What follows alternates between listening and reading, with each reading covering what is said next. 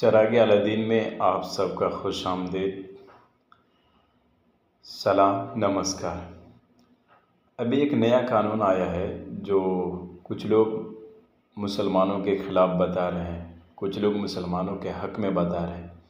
वो नया कानून क्या है, अभी आप हमारी स्क्रीन पे देख सकते हैं।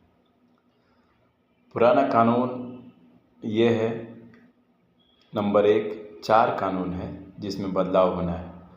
नंबर 1 कानून है जो पुराना है, अगर वक्फ बोर्ड किसी प्रॉपर्टी पर दावा करता है तो उस ज़मीन पर दावा करने वाला सिर्फ न्यूट्रल में ही अपील कर सकता है, यानी राज्य के जो कोर्ट होती है उसमें अपील कर सकता है। और नया कानून नंबर 1 है, ज़मीन पर दावा करने वाला न्यूट्रल के अलावा यूनिटी कोड, सिविल कोड या हाई कोर्ट में अपील कर सकता है। मतलब इसका ये है कि वक़्फ़ की कोई ज़मीन है, प्रॉपर्टी है, उस पर कोई दावा करता है राज्य सरकार की कोर्ट में, तो अगर वो फ़ैसला वक़्फ़ के हक़ में दे देता है तो वो सामने वाला बंदा आगे चुनौती नहीं दे सकता। लेकिन अब है कि नया कानून में है कि वो हाई कोर्ट तक जा सकता है, बंदा अपील कर सकता है अपनी ज़मीन के लिए वक्फ बोर्ड से। नंबर 2 में है, पुराना कानून ये है कि वक्फ ट्रिब्यूनल का फ़ैसला आखिरी माना जाता है, उसे चुनौती नहीं दी जा सकती है। यानी अगर राज्य में जो तहसील है, अगर वो फ़ैसला दे देता है सामने वाले को या वक्फ बोर्ड को, तो आगे आप नहीं जा सकते, हाई कोर्ट में नहीं जा सकते, उसी फ़ैसला को आखिरी माना जाएगा। लेकिन अब नया कानून बना है कि अब वक्फ ट्रिब्यूनल के फ़ैसले के ख़िलाफ़ हाई कोर्ट में अपील की जा सकेगी, यानी वक्फ बोर्ड के ख़िलाफ़ आप हाई कोर्ट में अपील कर सकते हैं। ये नया है। नंबर 3 में है, पुराना कानून, किसी ज़मीन पर मस्जिद हो तो वो ऑटोमेटिक वक्फ की संपत्ति हो जाती है। ये पुराना कानून है। और नया कानून है, जब तक किसी ने वक्फ को दान में ज़मीन नहीं दी हो वह वक्फ की संपत्ति नहीं होगी, भले ही मस्जिद ही क्यों ना हो। क्योंकि पहले ज़माने में कुछ लोग ऐसा करते थे कि अपनी निजी ज़मीन पे मस्जिद बनवा देते थे। तो वक्फ में पुराना कानून है कि वो ऑटोमेटिक वो ज़मीन वक्फ हो जाएगी।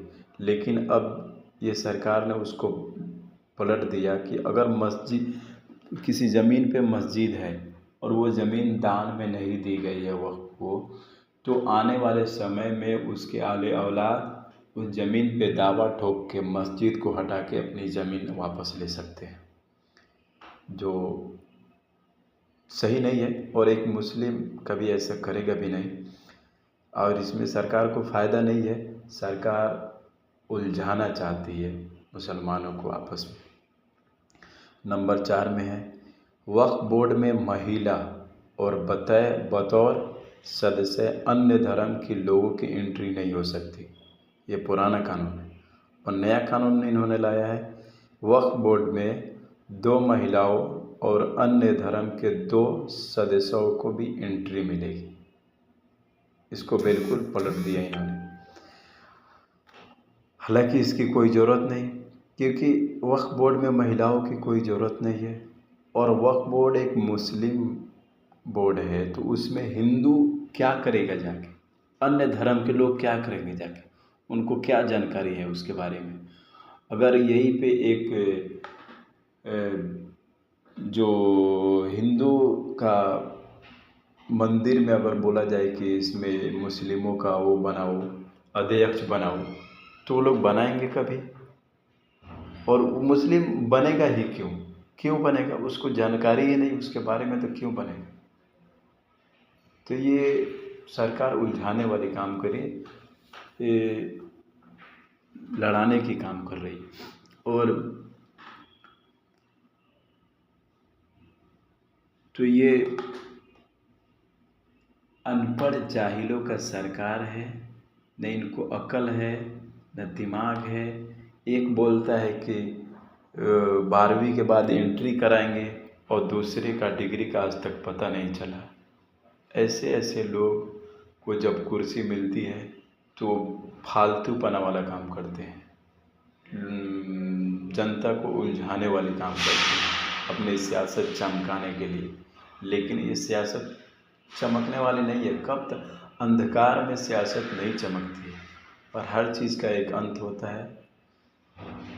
आने वाला समय में हर इंसान चाहता है कि आने वाला समय अच्छे नामों से हमें याद किया जाए, लेकिन इनको किस नामों से याद किया जाएगा ये दुनिया भी जानती है और ये लोग भी जानते हैं।